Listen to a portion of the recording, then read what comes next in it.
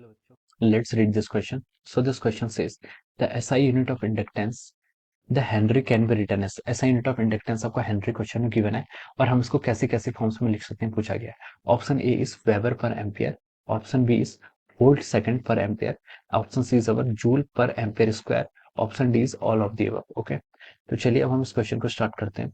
So the key concept of this question is, इस question का की कॉन्सेप्ट लिख सकते हैं। यहाँ पर हमें क्या बताना है, एसआई यूनिट ऑफ इंडक्टेंस को हमें बताना है। Okay, we need to find out here the SI unit of inductance. SI unit of inductance is the key concept of this question. Okay, so let us first define what the inductance is. Inductance होता है क्या, सबसे पहले हम ये define करते हैं।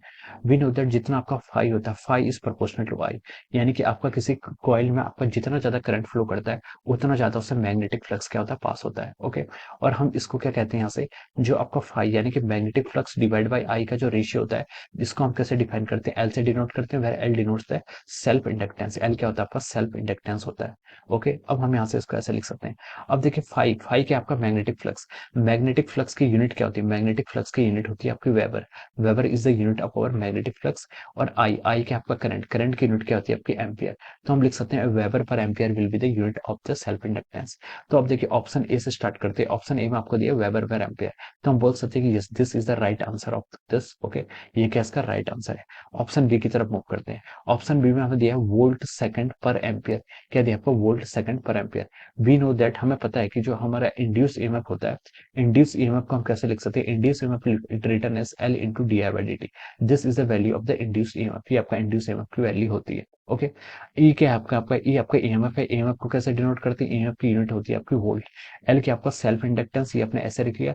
D I by D T, I क्या आपका करंट, करंट की यूनिट क्या होगी आपके यहाँ से एम्पियर, डी टी क्या आपका टाइम यानी कि सेकंड, वो आपका सेकंड में होगा। तो हम यहाँ से एल की यूनिट क्या लिख सकते हैं, एल की यूनिट यहाँ से आएगी आपकी volt into second divided by ampere, volt into second divided by ampere. And this will be the unit of our self inductance, यानी कि हेनरी को हम क्या लिख सकते हैं, वोल्ट इंटू सेकंड पर एम्पियर भी लिख सकते हैं। तो देखिए ये आपका ऑप्शन बी में दिया हुआ है, so we can say that option B भी आपका क्या होगा यहाँ पर राइट आंसर होगा।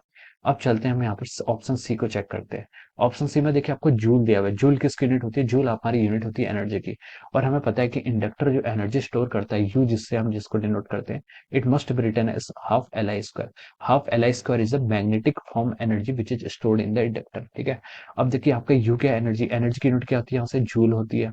जूल इंटू टू, टू की कोई यूनिट नहीं होती, हम क्या से लिख सकते हैं, जूल इंटू एल इंटू आई स्क्वायर, आई स्क्वायर की यूनिट क्या होती है आपका एम्पियर। तो हम लिख सकते हैं यहाँ पर ये हो जाएगा आपका एम्पियर का स्क्वायर।